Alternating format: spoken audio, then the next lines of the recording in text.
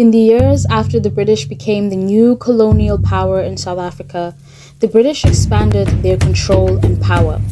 The British established a second colony in the southeast of South Africa, the colony of Natal. The colony initially started with land given to British settlers by decree of the Zulu king, Shaka. In the 1830s, voortrekkers would drive the British settlers out of the area, and after defeating the Zulu, would establish the Natalia Republic.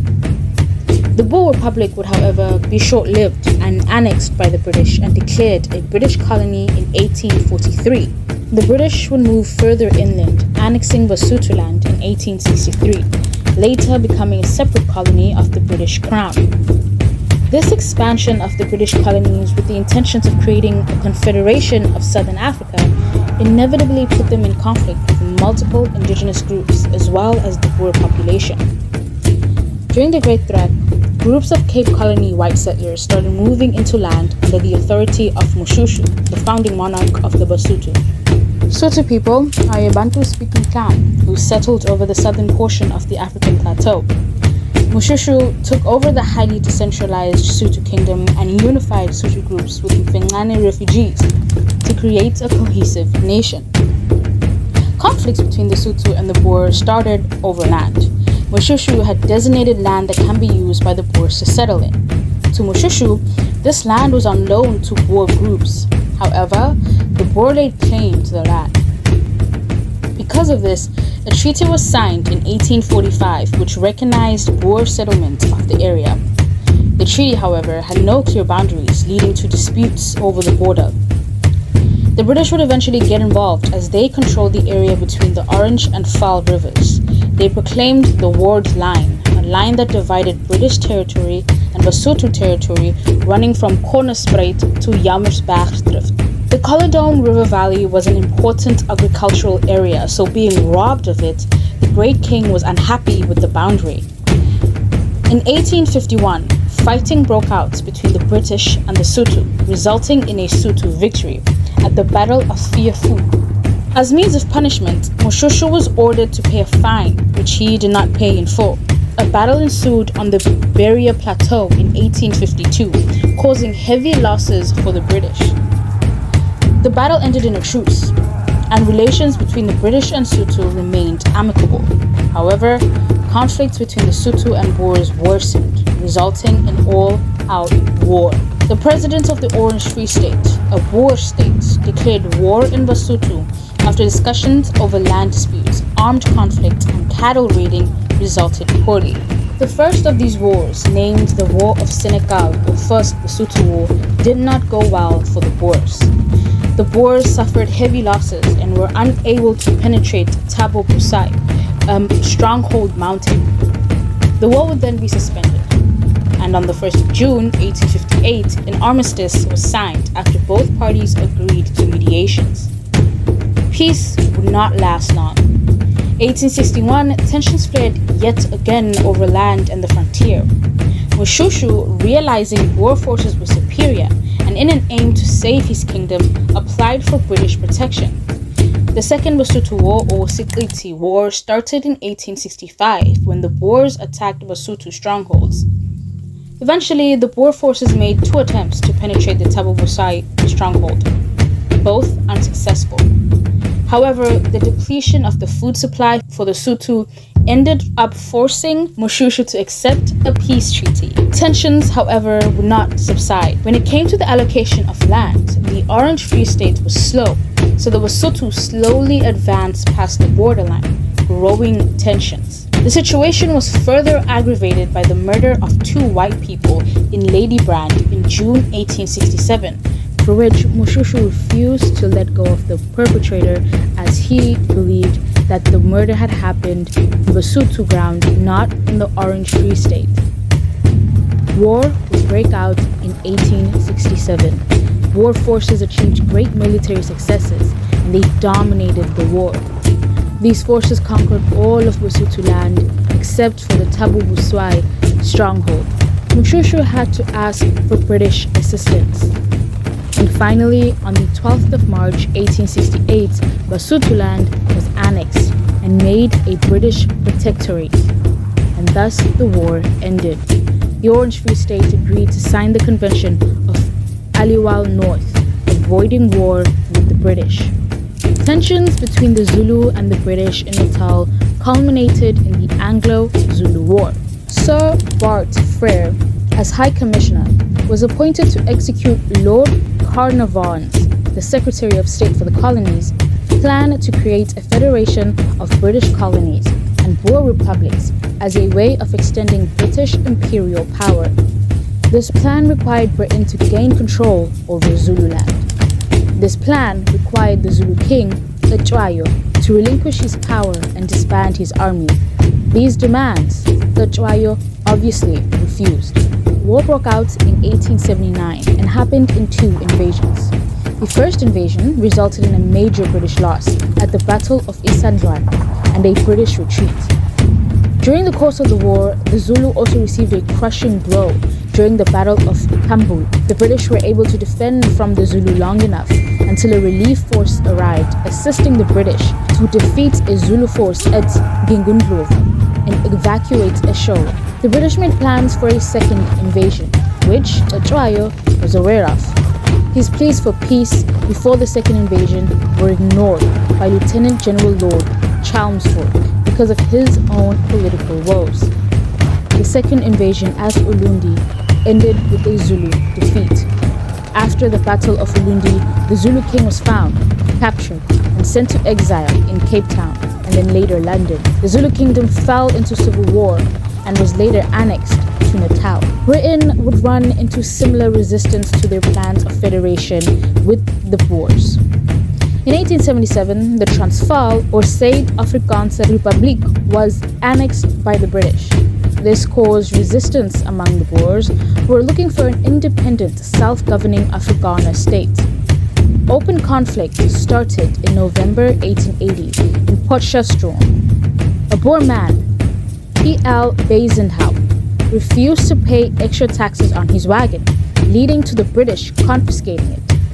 As a reaction, a commando of 100 men took back the wagon from the British. Following these events, between 8,000 and 10,000 Boers gathered at Paardekraal. On the 16th of December, the Vierkleur flag was raised at Heidenberg as a rejection of British authority, and 3 days before Afrikaner leaders had proclaimed that the Transvaal Republic was to be restored. War broke out in four main battles: Bronkhorstspruit, Langsneck, Skyn, Schuchta, and Majuba. It became apparent that the British had underestimated the Boer army. The fighting strategy of the British did not work well against Boers because they were an effectively armed army, while previous British opponents in South Africa were poorly armed. The war ended in an overall British defeat. The British abandoned the previous government's federation policy. And in 1881, Pretoria Convention was signed, given the Transvaal was granted complete self-government, though subject to the suzerainty of Her Majesty Queen Victoria. Peace, however, was short-lived. Relations between the two groups worsened with the discovery of gold in the Transvaal in 1866. The gold rush led to an influx of English-speaking people, who the Afrikaners called Uitlanders. Afrikaners saw these people as threats, and the situation worsened after the Jameson Raid of 1896. The raid was an attempt to create an uprising among the Uitlanders on the Transvaal. The failure of the raid was a humiliation for the British. War broke out in 1899, when the SAR invaded the Cape Colony and Natal. This happened after aims to reach a peaceful settlement were rejected by the British. Boer troops laid siege to the towns of Kimberley, Mafeking, and Ladysmith. They achieved victories in the battles of Stormberg, Magersfontein, and Collinsville. These defeats became known as Black Week because these series of defeats were a shock to the British public. British tactics, which had generally proved successful against poorly armed opponents, turned out to be disastrous when used against the Boers. The Boers were highly adept to fighting on landscape and were highly mobile.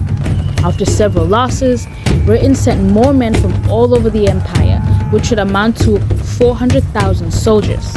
During this time, the British population volunteered in great numbers to serve in South Africa. Patriotism had spread across British society, partially stemming from the events of the First War. The British started a counter-offensive. The war started to turn Britain's way. British forces were able to overturn Boer sieges and subsequent occupations of British territory. By the end of May 1900, the British were able to overrun the Orange Free State. By the time October ended, Britain annexed the Transvaal. However, British control over the land was dependent on physical occupations by troops. As soon as the troops left the town or district, their control of that area disappeared. Fighting continued after the annexation, and the war became even more brutal. The Boers, having lost a large amount of their troops, reverted to guerrilla warfare tactics. These attacks worked well, requiring the British to find ways to defend against these tactics. They built stone and corrugated iron blockhouses with permanent garrisons to man them in order to keep control of the countryside. In order to cut the Boer fighters' supply lines, the British would use scorched earth tactics, burning thousands of farms and homesteads, destroying crops and slaughtering livestock. As this was happening, tens of thousands of Boer families were moved into a network of concentration camps. Black Africans were also imprisoned in these camps, so as to not provide Boer forces with soldiers or any kind of support. Conditions in these camps were poor. Water, food, medical, and sanitary supplies were in short supply. These conditions fostered the increased spread of diseases. 28,000 Boers died in these camps, between 18,000 and 26,000 of them being women and children. Around half that number of Black Africans died in these camps. These methods became very controversial for the British government, as more British citizens sympathized with Boer populations. Opposition to the treatment of Boer and African people in these camps led to the government allowing civilian authorities to take over the camp's administration, and the conditions slowly improved. Eventually, the military policies used by the British ended up getting to the Boers. The Boers sought to seek peace terms.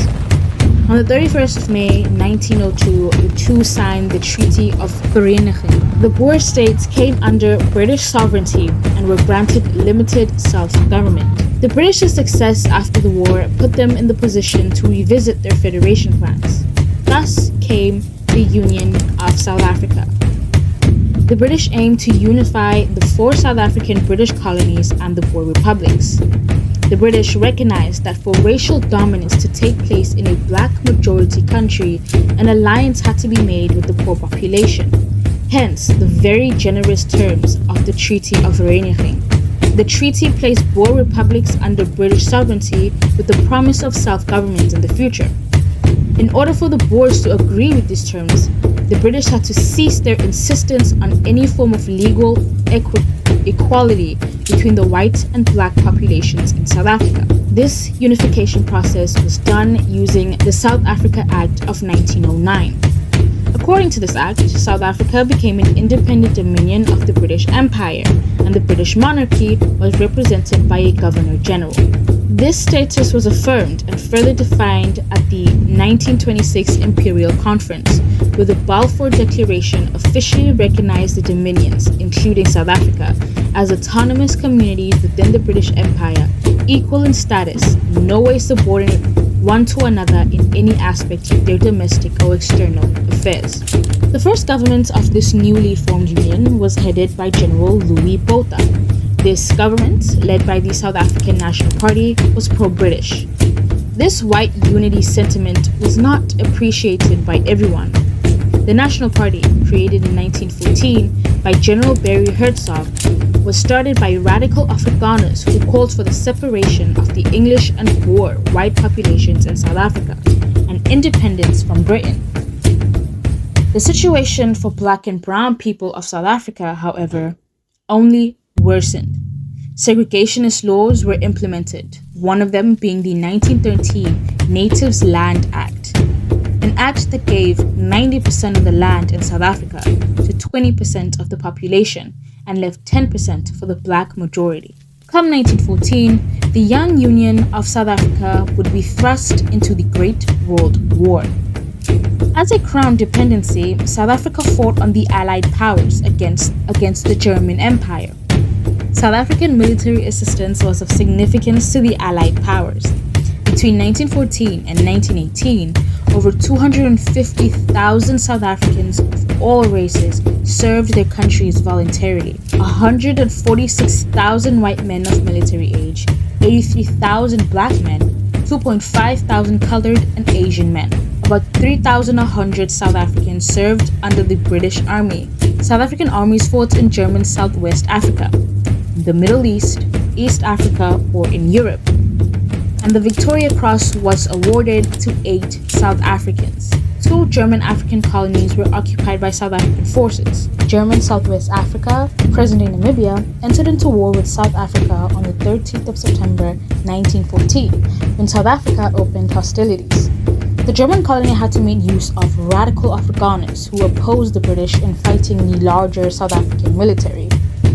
The colony ended up falling under South African occupation with the help of British troops, and German settlers were put into concentration camps at Pietermaritzburg and Pretoria. South Africa also played a vital role in the occupation of German East Africa, modern-day Rwanda, Burundi, and continental Tanzania. Troops led by Jan Smuts took over Dar es Salaam in modern-day Tanzania. South Africa's ports and harbors were very important in the logistics of war and served as rest and refueling stations. South Africa also had great significance economically. 2/3 of gold production was supplied by South Africa. South Africa assisted Britain in blocking gold shipments to Germany. South Africa played a role in the war efforts of the Allies, yet again in the Second World War. Around 334,000 South Africans fought in support of the Allied powers. South Africa's ports were once again of great importance to the British Royal Navy. South Africa was cementing itself as an important international player. However, the prosperity and growth that South Africa was experiencing during this time had great benefits for mostly one racial group. And because of the oftentimes violent discrimination the South African government implemented internally, the international community would eventually turn their backs on them.